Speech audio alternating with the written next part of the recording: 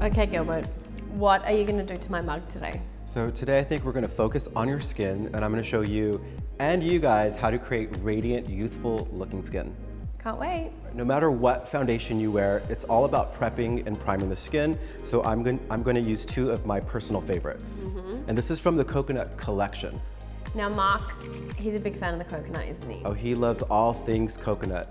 And of course, we know that it's so nutritious for the skin, both inside and out. So this is the Undercover Coconut Perfecting Face Primer. So I love using 2 pumps. So this plumps, it softens the skin, and ultimately, no matter what foundation you wear, it's going to help with the durability. You know, from a makeup artist perspective, it's really about softening the skin and ensuring that there's proper moisture so that your foundation not only looks better, but wears better throughout the day. Up next is the new Shameless Youthful Look 24-Hour Wear Foundation. I love this, guy. So there's 3 things that I want you to remember. Okay. 1, there's snow mushroom, so it hydrates, plumps the skin. 2nd, there's blue daisy extract, so it's gonna protect your skin from environmental stressors. And then lastly, there's an SPF of 25 with a flashback-free prevention. When you say flashback-free, I know everyone, especially because we take a lot of selfies now. Yeah. What does that mean kind of when you take a photo? Because traditionally, SPF used to give you kind of this white kind of reflection. Ashy, sort of gray cast. Yeah. SPF basically reflects the sun. So the flash photography acts as a main source of light, and that's why you see, you know, that white cast under and around the eyes or even on the entire face. While the technology and innovation really lies within the formula, and what we do is we encapsulate it, so once it hits the skin, it's actually absorbed, so there's no reflection. And it's super cool, because you're still getting major sun protection. Yeah, which is super important in Australia. Do you prefer to use the brush as opposed to your finger? Well, initially, yes. The actual brush is going to allow me to apply a nice even layer. It's called Shameless. Yeah. What is the most shameless thing you've done?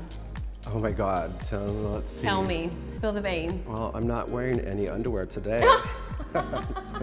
We're embracing the freedom. I'm loving it. Hopefully you guys can see that it does give this beautiful sort of youthful dewy finish. So if you look from the left to the right, you see that gorgeous glow. Is there a really good tip that you love to do, or kind of like hack with foundation, with applying foundation? I love using a beauty sponge under and around the eye area to bump up the coverage. So you go in after the brush with the sponge? It's really the technique that sort of changes it up a bit.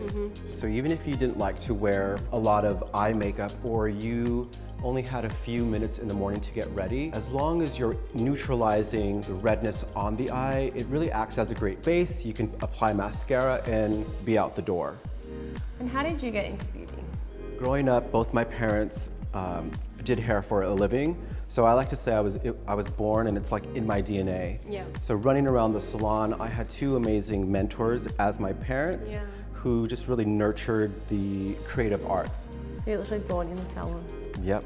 Wow. I mean, I have a picture that I cherish of me and my family opening my parents' salon, and I'm like cutting the ribbon. Oh, how cute. And I'm 8 years old. All right, so now we're going to eliminate some of the shine. So I'm using the translucent pressed powder called Finish Line. And what we do is we just hit like under and around the eyes. And we do not like shine like in the middle of the face, around the nose. So right down the T-zone and the chin. So all of the good shine should be happening like at the perimeter of the face and the high of the cheekbone. Next up, let's do a little bit of bronzer, like to warm up the skin. Most of the application will be like around the perimeter of the face. And this is a great way to extend the look of your tan, especially going into these cooler winter months. So now that you're nice and bronzed and beautiful, I think to finish off your complexion, we'll finish with a touch of blush. I like the look of blush when it feels and looks like it's emanating from within. You simply hit the area where there's most volume. And now that most of the blush, has been applied, I like to take what's left on the brush and then take it sort of like down through the nose, across the face, on the chin. So it looks like you know, you're getting sun and that touch of color all over so that it melds beautifully into the skin. And I think we're done. Ooh, can I see? Yeah. Oh, it looks so good. It looks so natural and like seamless, and I feel like I look 10 years younger. Thank you so much for that, Gilbert. Now I feel like I can be shameless, more so than what I am, because I already am. So thank you so much for joining us.